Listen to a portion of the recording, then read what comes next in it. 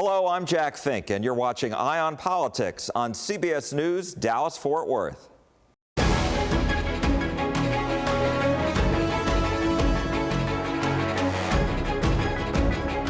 new abortion law is now in effect in Texas. It bans most abortions except to save the mother's life. Doctors convicted of performing the procedure face life in prison, fines of at least $100,000, and losing their licenses. State legislators passed the new law last year in case the U.S. Supreme Court overturned Roe v. Wade, which happened in June. Texas Democrats, including Beto O'Rourke, who's running for governor, Mike Collier, candidate for lieutenant governor, and Rochelle Garza, candidate for attorney general, released ads criticizing the Republicans' abortion law. In response, Governor Abbott's campaign released its own ad criticizing O'Rourke's views on abortion. As for O'Rourke, he held a news conference in Houston to discuss this issue. The most extreme law in the country, with no exception for rape, with no exception for incest. The connection between that law and the plight of our democracy and the right to vote in this state. In Texas, 750 polling places have closed down in the last 10 years. That's twice the number of the next closest state, and we are the fastest growing in the union. Most of those polling place closures have occurred in the fastest growing black and brown neighborhoods across the state of Texas. When you all report a line 6 hours deep right outside of Texas Southern University on election night, which I predict you will, we should be overcome by the shame that we visit this indignity on any one of our fellow Texans in what is supposed to be the world's greatest democracy. The point I'm trying to make is that an abortion ban with no exception for rape or incest, that is not us. That may be Greg Abbott. It is not the people of Texas. In fact, you all have reported that 82% of Texans, including 76% of Republicans in this great state, oppose his total abortion ban with no exception for rape and no exception for incest. And I'm grateful to everyone who just spoke, who made it very clear that we're talking about the life and death of Texas women. In addition to protecting their freedom, their right to make their own decisions about their own bodies, we are standing here today to protect their lives. As Leslie just told us, we lead the world, or much of the developed world, in the rate of maternal mortality. It is 3 times as deadly for black women in this state. When over the last 10 years, abortion providers and reproductive health care clinics like this one have been under attack, not only have they foreclosed opportunities for women to seek an abortion in the state of Texas, in many of our underserved and especially rural counties, they foreclosed any opportunity to get a cervical cancer screening, to see a family planning provider, to see a doctor of any kind, literally, in the least insured state in America. We also spoke with Republican state lawmaker Stephanie Click of Fort Worth, who has helped pass the state's abortion laws. Yeah, this is a day that it's a solemn day, and many people have been hoping that this day would come, and it's finally arrived. And so let me ask you, we know what the law spells out as far as most abortions are banned except to save the mother's life. And a lot of people want to know, well, why weren't there exceptions made for rape and incest? The consensus of the legislature at the time was to not include those in the legislation that we passed. How important is this legislation, do you believe? I think that it's a balance in protecting life while still providing provisions to save the life of the woman should those conditions arise. Balancing their life with the life of the unborn. And how do you respond to Democrats who call this extreme and say this is wrong and that Texans deserve a choice? I think that I would call extreme positions those that would promote and allow the termination of a pregnancy at any stage in gestation. And so today, as you may know, candidates at the top of the state ticket. So you have Beto O'Rourke running for governor. You've got Mike Collier running for lieutenant governor and Rochelle Garza running for attorney general, out with ads sharply criticizing the Republicans. And I'm wondering, how concerned are you, if at all, that there could be a backlash at the polls in November? You know, the Supreme Court has put these decisions back to the state as to how we regulate abortion, and that that is now the law of the land. And some states will make different choices, like New York and California, with no restrictions. But Texas and those that the citizens elected chose to make the restrictions and pass law that we did. The cities of Dallas and Denton have passed rules that prevent city resources, including police, from investigating doctors and other healthcare providers accused of performing abortions. There will likely be additional laws and programs passed by the Texas legislature when the new session starts in January. The Texas governor's race is the marquee race in November, but there are plenty of other races that could attract voters to the polls, including those here in North Texas. We spoke with the vice chair of the Tarrant County Democratic Party, Kendall Locke. Of course, exciting times as we get into the final stretch toward the November election. We are just staying focused. We are staying focused on ensuring that we can do everything possible to get every voter out to vote. We're of course reaching into our faithful and reliable voters that are ready on the first day of early voting to get back out there and to cast that ballot. But we're also making sure that we're talking with voters who are registered but traditionally may not get out to vote because they don't know what issues are on the ballot. They don't know those candidates that are on the ballot. They don't even know the dates for the election. So we're of course having those conversations there, but we are really just ramping up all of our resources and throwing them into ensuring that we get voters to the polls, but also ensuring that we can support our amazing candidates that we have running all the way, of course, starting at the top of the ballot, but all the way down the ballot, because we do know that we have a lot of amazing local candidates that are running, and that is, of course, the focus for us, because those local candidates are what resonates with the voters. Those are the direct representatives direct representatives to the people here in Tarrant County, and so we're just gearing up. We're making sure that we have the resources needed to turn out voters, get voters to the polls, still registering voters, but also making sure that we are strategically supporting our candidates out there. Well, two of the biggest races you have, at least in Tarrant County proper, are the judges race, which is an open seat, as you know, because Glenn Whitley is retiring, and then also the DA's race because Sharon Wilson is retiring. So how important are those races to turnout? Yeah, no, they're very important, and I think we have, or we're in a unique time with both of those races being vacant, or their vacancies, their vacant races.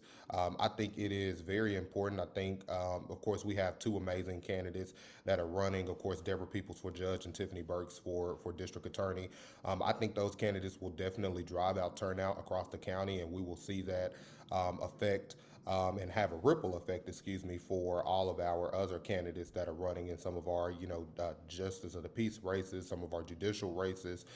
So I think those are important races. I think when you look at the opponents, their opponents on the Republican side, I think that we see where those candidates lie, and I think we can definitely see that those candidates aren't focused on the issues that matters to voters across Tarrant County. And so I'm proud to say that we have, the candidates that we have running are definitely focused on those issues. And Jack, I would also like to say, while those two races are definitely important, we definitely can't forget about Precinct 2 with the commissioner's race.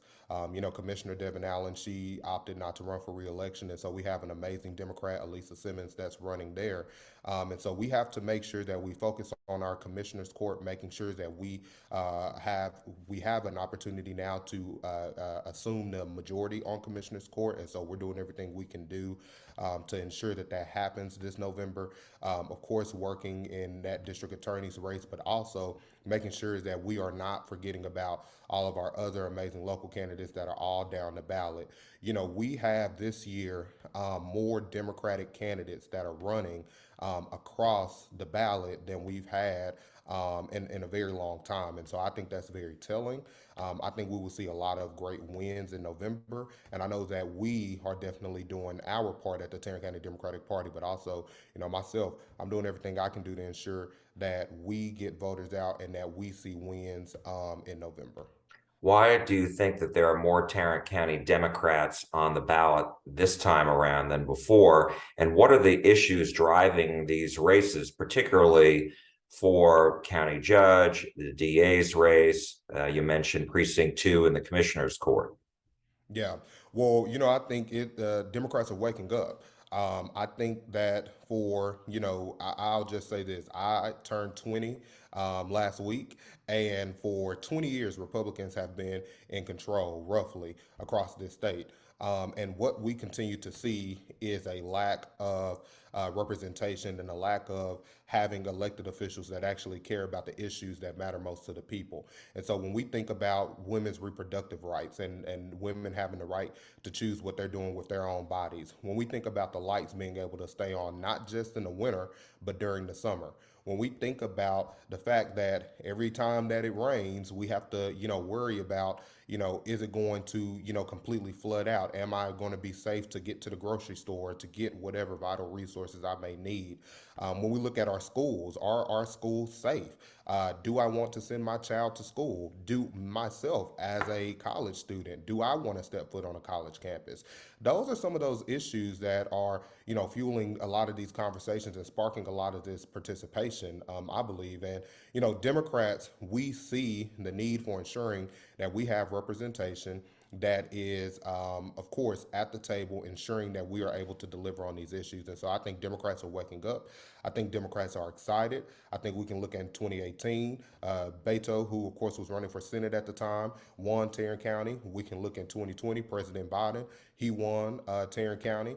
Of course, at that time. And so I think in 2022, we're going to continue to trend toward winning Tarrant County. And Tarrant County is the third largest county across the state. And we know that in order to win the state of Texas, that you definitely have to start here with Tarrant County. You do not win Texas if you do not invest in Tarrant County and if you do not ensure that Tarrant County voters, Tarrant County Democratic voters, get out to the polls. And so I think it's a lot of issues, but I think what everything is rooted in is the just overall lack of care from Republicans. Republicans focus on partisan politics, and they focus on politicizing every single issue.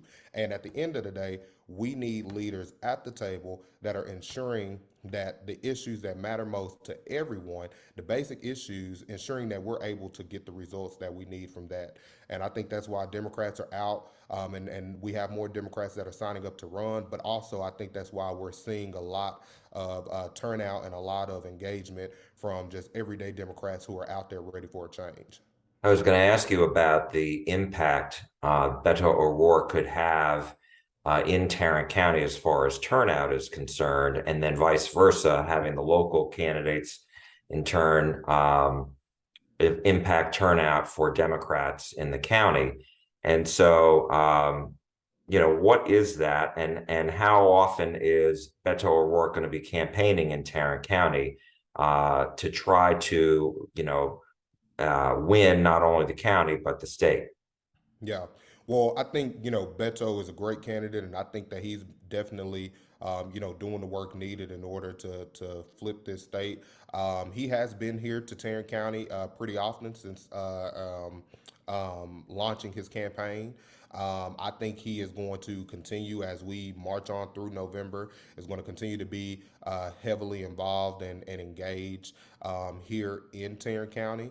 I think that's going to have a great effect. Of course, he is our top of the ticket, and so a lot of people, they know his name and they will instantly associate him, of course, with Democrats and getting out there. So that's great. But one of the things that we're doing is making sure that people finish the ballot.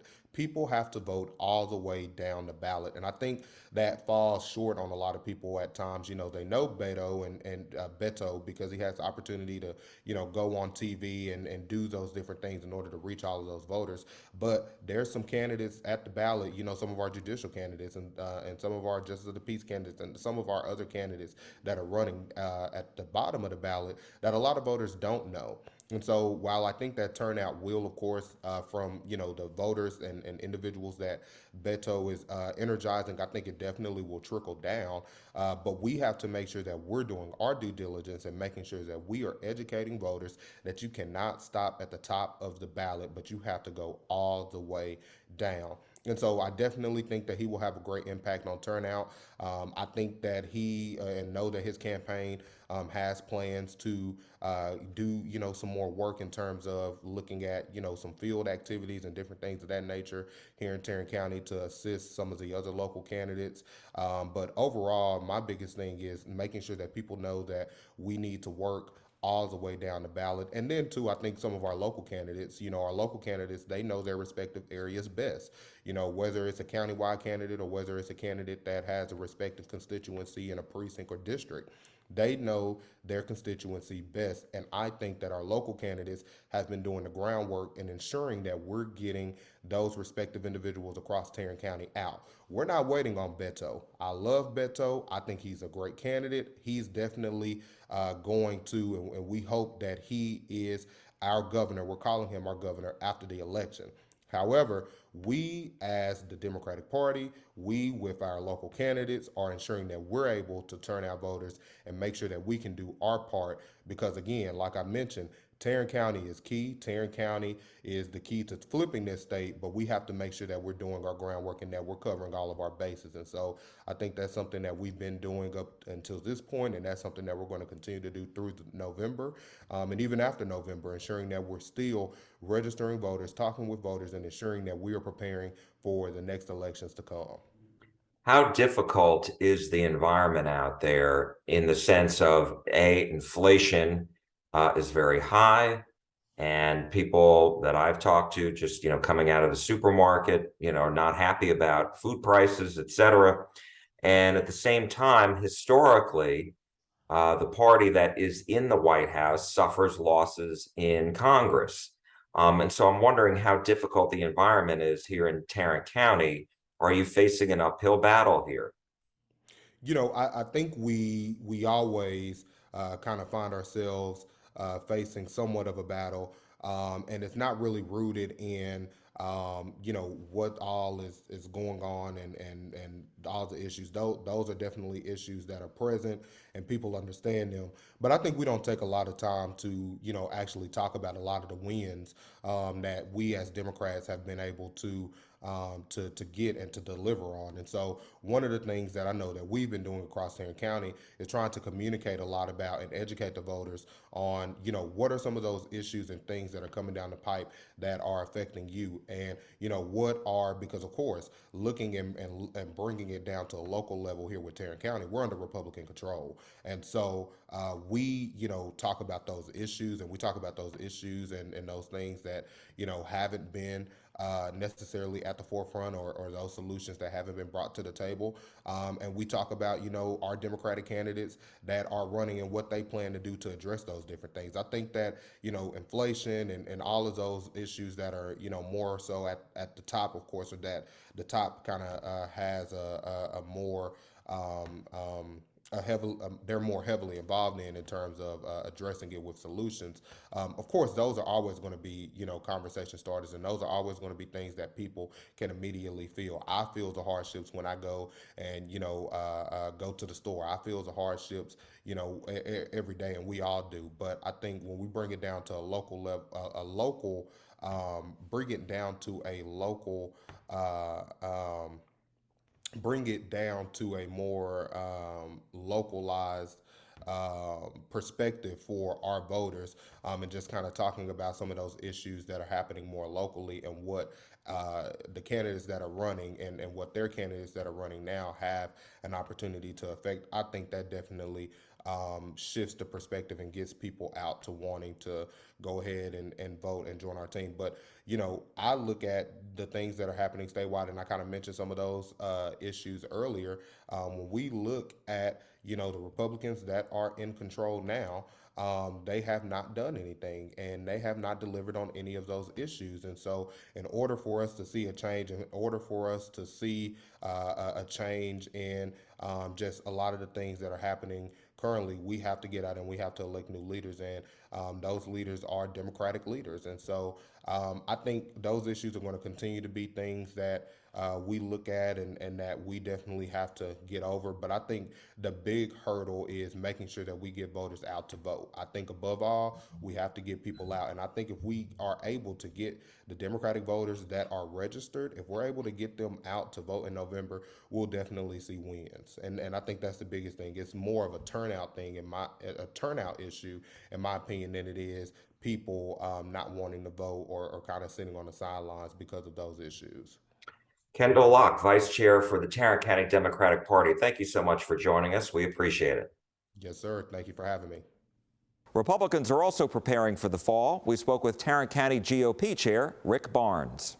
Well, we've got a lot going on. We're down to 76 days before Election Day itself, not counting early voting, and very busy working with our candidates, working with our platform that we've got going through the party office, and preparing for a good election.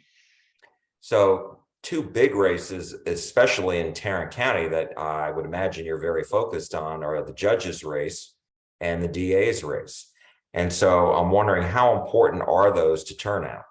Well, they're both important. You know, the DA's race, we haven't had well, in both races, frankly, the DA's race and the county judge, we haven't had a open seat in either one of those for a number of cycles. And now we have an opportunity to bring in some new leadership, and we're certainly working hard on both of those, and particularly working with the candidates in both of those races. They're both very important. I think they're both very important, not only to the party, but also to the county as a whole. And I think the public's going to have a lot of attention on both of those elections. What are the issues driving those two races? Well, in the case of the DA's race, and also relates to the rest of the ballot, this is the ballot where we have not only the DA locally, but the Attorney General through the state, as well as all the criminal judges. And when we talk about the enforcement of law and order, the enforcement of the laws of the county and of the state, those are very important people on the ballot and very important races. And so those will be conversations that we will be having with the public, talking about what their desires are for their own safety and security and the enforcement of law. And it's very important that we have very strong people in each of those positions at the end of this election process. Tarrant County, as you know, is the largest red county in the state, and I think the nation as well.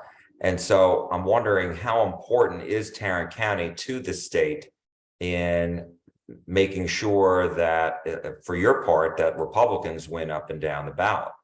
Well, I think it's clear to most people that the Tarrant County is an important, not only an important county for the state, but also in a lot of national conversations. We have a lot of conversation going on with the state party as well as with the national party as it relates to our candidates to make sure that Texas is taken care of through these elections. The big difference between us and the other party is that we're still receiving our funding from within the state. It's still state donors that are supporting our candidates. It's still the people that live here that understand the importance of the conversation. But at the same time, we're receiving support really as far as conversation and in the context of an understanding of how they can best help us from outside of the state, because it's a part of the national conversation. So Tarrant County, being the reddest county, not only in the state, but we do believe it's the reddest, at least urban county in the entire country, remains high on everybody's conversation list anytime we prepare for an election of this size. And I wanted to ask you about Beto O'Rourke, the Democrat running for Texas governor. He won back in 2018, Tarrant County. And then President Biden won Tarrant County in 2020. And so I'm wondering how concerned you are about that and what you're doing to prevent that from happening in 2022. Sure. We've had conversations about both of those races. We've been talking about that issue since the 2018 primary or 2018 general election. We think we know where that is coming from, what parts of the county we need to give more attention to. And we're doing that. We've had that is a part of our plan, again, since the 2018 general election. So it's part of our reality and part of the conversations that we have with our people, as well as building our precinct chairs and the important work they do out with the community. And so that's just been a part of our ongoing plan all along. I wanted to ask you just about the national environment, because as you know, historically speaking, the party that is in the White House loses seats in Congress, and you've got that, and you've got inflation. I'm wondering how much of an impact that will have on the races in Tarrant County, do you believe? And then also weighing that against the unknown of the impact that the Supreme Court's decision to overturn Roe v. Wade may have as well. Well, on the first part of that, it's an interesting. I've been the party chair in Tarrant County now into my fourth year, third cycle of the election. And it's the first time since I've been the party chair that we actually have Democrats calling us and being a part of the conversation because they're disenfranchised by their own party. That's an interesting dynamic for a party to deal with. And so we know that there's lots of folks out there that have been supportive of the other party and supportive of their candidates. They're really just fed up. They're tired of what's going on. They know that there's a president in the White House right now that can't make logical decisions, that are not making decisions that are going to be beneficial to the public in general. It's caused an economy problem from day one in the state of Texas. It's caused issues as he shut down pipelines and decides that the major resource that we have out of this state is no longer important to the rest of the country. The decisions that he made in international decisions, all of those combined has led to a lot of conversation for everybody. We think that's going to be very beneficial to our party in these elections.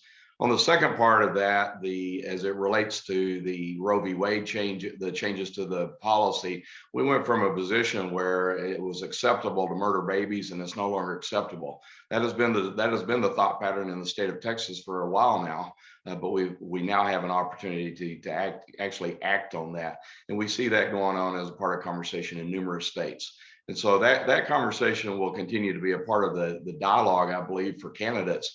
But in reality, the decision of the Supreme Court was the right decision to make, to put it back on the position of the states. And in the state of Texas, we were prepared for that in decisions that had been made before they even made their decision.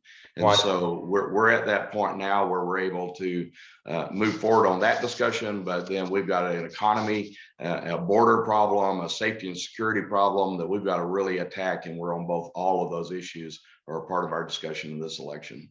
And let me just ask you, based on, on the abortion issue, how concerned are you, if at all, about obviously the new trigger law, the new state abortion law goes into effect this week. And so I'm wondering, do you worry that there could be any backlash because most abortions will be banned, except obviously to save the life of the mother, according to the state law? And so I'm wondering, do you think that when people hear ban, that could have a negative impact on Republicans? I don't think so. I think the reality is that we are going to have to step up and offer services of assistance to pregnant mothers, to those that have found themselves in a position where they might have thought of abortion as being their option at one point. That with that option off the table, what other options do we have? Whether it be adoption issues or simply helping that mother who was struggling with how to have a baby in her current environment. That's really where the conversation needs to go. It needs to go to a position of how can we best assist in that situation now that abortion's not an option. And I think those conversations are going to be what people are going to lean on much more than saying, well, we're in a position where this can be a negative impact on anybody. And I wanted to go back to what you said before about Democrats. So you're saying rank and file every day, people who have voted democratically in Tarrant County are reaching out now to your party? We've actually had disenfranchised Democrats coming to us asking for help, asking how do they get involved in our party? How do they get involved in supporting our candidates? That has happened, and it's happened for the first time since I've been the party chair. And that's just part of the reality right now. When we have a president in the White House that is really has been absolutely of nothing of help to the country as a whole, but now we have a governor candidate on their side who's supporting some of those exact same conversations. It's causing a lot of conversation for people on the Democrat side of the ticket to ask, what party should I truly be affiliated with? And yes, we're having some of them come to us now to ask for support. And most of that is what, based on the economy, inflation, jobs, the border, what? Well, I think it's a little bit of all of that combined. Again, it's just a mindset of saying I was promised a lot by my party for years, and they are not fulfilling their expectation. Whenever you have a party who's setting things up where they have to be dependent upon the government, that's not an environment that's healthy for folks. And so people are starting to catch on to that. And I think in Tarrant County, we're seeing some of the reality as they come to us for support. Rick Barnes, Tarrant County GOP Chair, thank you so much for your time. We appreciate it. Thank you, Jack. Other headlines across Texas: the Uvalde School District Board voted unanimously to fire Police Chief Pete Arredondo. The board announced their decision this week, 3 months after the deadly mass shooting at Ross Elementary School killed 19 students and 2 teachers and injured 17 others. Residents expressed a lot of anger and frustration toward the board for not making their decision in the public. Also in Uvalde, the school district, city, and county have been served with a $27 billion claim. It's all part of a potential federal class action lawsuit by families touched by the tragedy. Their attorney, Charles Bonner of Sausalito, California, says he will also serve the claims on law enforcement agencies and each of the 376 officers who responded to the school. And that's all for Eye on Politics this week. Thank you so much for joining us. I'm Jack Fink. You're watching CBS News, Dallas-Fort Worth.